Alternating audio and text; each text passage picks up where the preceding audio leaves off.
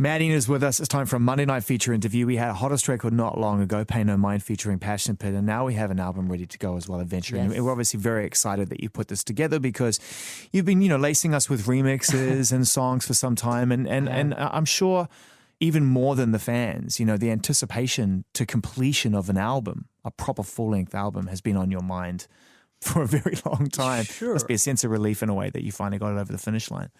Absolutely. I mean, I didn't start an album earlier because I felt like I wanted to do one when I had something to say that made sense as an album. So I made an album because I wanted to capture my frame of mind and my taste over the past few years. And you wanted to experience things first before you felt like you were trying to invent and rush kind of things through. crystallize an era and conclude it in a way. I want to talk about that at some point. That's an interesting point, I think. I think it's great because you can come back to an album and see who you were at that point. And that's what's great, because I think as a musician or an artist, you're always ever changing. The things going in and out and influences going in and out. Well, it's interesting. A lot of people tend to start on a journey. They get rushed into the studio to make an album, and then it ends up kind of being something that they reflect on tour.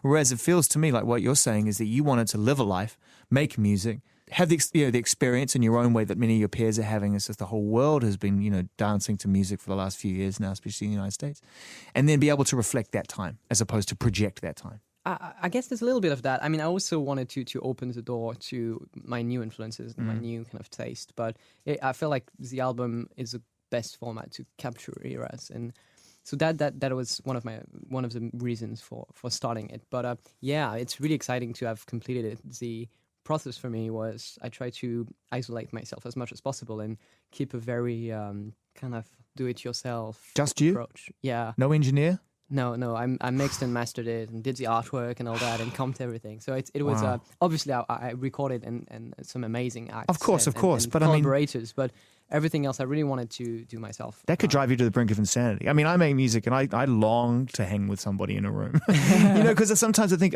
being on your own can be a very, you said isolated, but also it can play on your sense of confidence, on your decision-making process. Did you feel any of that? Well, to me it was kind of the opposite, because I kind of forgot about the world and expectations and all those concerns. It took me back to a time when I was making music and making, I kind of as playing pretend, like you're making music, and I used to print little artworks and put them in jewel case and say, hey, look, I have a CD. And it was this kind of very amateurish, do-it-yourself attitude was something I wanted to maintain. You were visualizing is what sounds like what you were doing, kind of projecting your future, ultimately. Perhaps, yeah. But so, that was really precious for me, was to maintain this sense of safety, because you can experiment. And you're right that being alone can drive you a little crazy. But I think that's also great. It can, bring you to certain vulnerability that you can extract good stuff out of. How do you know when it's done? When it accomplishes your intention. When I started, I had a clear idea, and obviously it keeps on changing, but I still had an idea. And it's tempting to keep on writing, to keep on changing, but when I felt like did what I wanted it to do and it captures the era I wanted to capture, and it achieved that, I knew that if I kept on writing for it, I would just change its intention. It would just morph into the second album. You'd pull the thread, yeah. So you have to, decide that it's there and it's done. In the 4 or 5 years since we've been exposed to your music and what you've been doing, you've had the ability to be able to collaborate with some remarkable people, not just on your record, but before we get to that, just the remixing and the producing that you've done with other people as well. Yeah. What are some of the key things that as a producer and as an artist you've learned from collaboration? It was the first album I worked on that was an album was with Lady Gaga. So obviously that was that's a fast track. Yeah, that was a big introduction to that process. And I paid a lot of attention to that, to how she visualized her album, how it evolved, how the songs would transform, go in and out and all that. It was fascinating. And obviously at a scale that is incomparable to what I went through, but it was still like an insane learning experience. Do you have fond memories of working on that record? Yeah, I do. It was a really lovely time. She's a great person, so that made it obviously pleasant. And I felt like I was there, mostly to be a tool in her creation. I was coming in humbly, trying to not put too much of my stamp on it and make sure it was her album. But that's a difficult balance, because she's reaching out to you because of what you've created. But also, that's a fair point. But she, as an artist, has a great idea, very precise idea of what she wants. So, But yeah, I took notes along the way of and some things were just simple technical things. I was talking to a vocal coach about how, to get certain sounds and all those, technical things. Other were more even psychological, seeing the kind of struggles you go through writing an album and then the uplift and all this process and having an experience like secondhand of it while still being involved. That was somewhat prepared to part of that process going in. So yeah, all of those collaborations, not just Guy, obviously everyone else was something that I got a lot from. And even when I started the album, the first kind of session I did was with Jimmy Napes. So he it was the first time I kind of wrote a song like that with someone, and it's a first single. And we wrote other stuff as well. This one bonus track and other stuff that I want to finish at some point. But I had to stay focused on what I wanted the album to be. But working with him was like an incredible experience because I got to see someone that was thinking about songs first, and I had always been a very producer-centric musician, where I always saw songs as kind of maybe a finishing touch or like an excuse for production trickery. And my mind obviously changed, and I saw production as a tool to express a song. Because the core of it is a song, and that was a revelation in a way. But so obviously those early collaborations influenced my vision of music. One key collaboration I've spoken to I've spoken to Chris about, and I want you to clear this up, was because Chris was like, Madeon, he gave us the most amazing sound on our record, most amazing sound. It goes, hey, that's totally accurate. That is true. That's what I have. Yeah, so great. We had a day. He made a real point of saying, I also want to point out that Madeon gave us a very important sound on our record. Very important sound. It's used twice.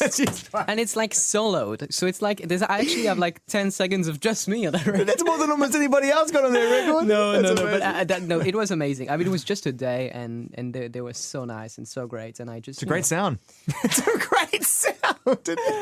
Thank you. But I mean, I suggested it, and they were like, I felt like I had my small part. And it's brilliant, man. I love it. But we mostly. You're the equivalent of Paul McCartney eating carrots. No, who was it? Was it Paul McCartney that ate carrots on somebody's record once, right? They were like, well, I want just Paul McCartney to like breathe into one of my records or anything, or even just. He's done the vegetables now, so you have to think of another track to get him I'd be ready to just record the sound. The silence of a room has been in at some point. Like that's how much of a fan I am. If he just happened to be in the same studio complex, you just invite him in just to hear something and then just record 2 seconds. And then I do like fit Paul McCartney, featuring Paul McCartney in the room.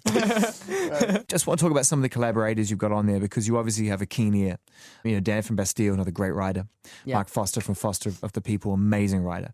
In terms of choosing collaborators, because I'm sure you've gotten to know a lot of people over the years since you've been, producing and remixing and working and DJing and collaborating.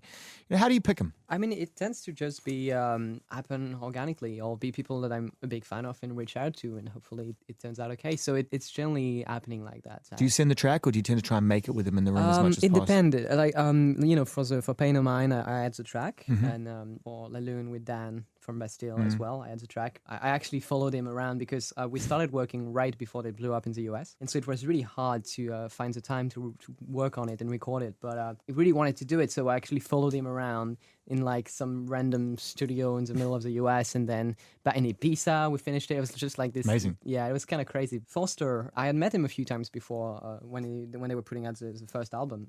I've wanted to work with him properly for a while, and so we had booked a studio in LA for a few days, and actually ended up spending my birthday with him, and it was great.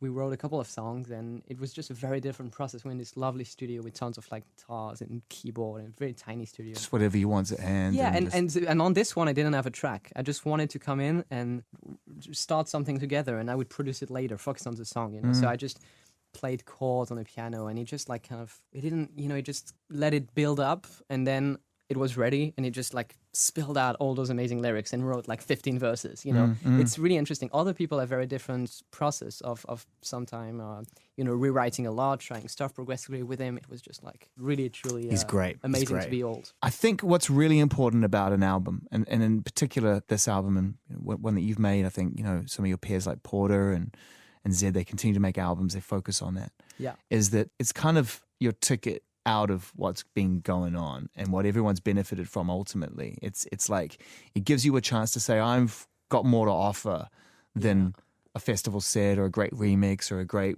which we've all known, but it's kind of official now. And I wondered what your reflection is as you sort of embark upon this fully independent journey now, irrespective of what's gone before.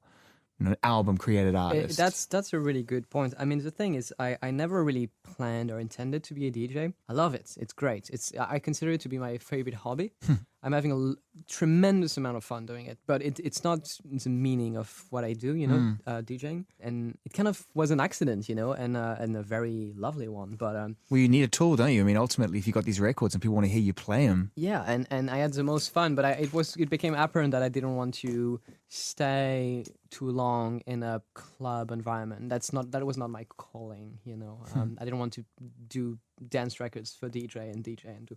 I love all of it, but it's just not what I felt most deeply. So yeah, making that album felt much more natural. It didn't feel like a departure. It didn't feel like anything particularly, different from what I was doing before. It just felt like I kind of lucked into the dance world in a way and was welcomed there, even though I felt like I've always made pop music. Yeah, it's funny because, obviously from the very early viral videos and, in particular for Icarus, when I used to try and play Icarus out in a DJ set, it was near impossible for me to do it because anything that went after it just wasn't going to match up. Sonically at least, let alone in terms of the grand statement of it all. It's a very loud record. It's a loud record, man. I mean, it's like God mastered that record or something. But, it doesn't surprise me that you feel that way because I never felt like you were a dance artist in a strange way. You working 4 on the floor and now you work in slower tempos, but ultimately it feels like you're attached to a different kind of train. Yeah, no, that's true. I mean, I love dance music and it's a huge source of inspiration, but I see myself as an electronic producer writing pop music, with the tools of dance music at times. But dance music is one of my loves, but it's one of my many loves.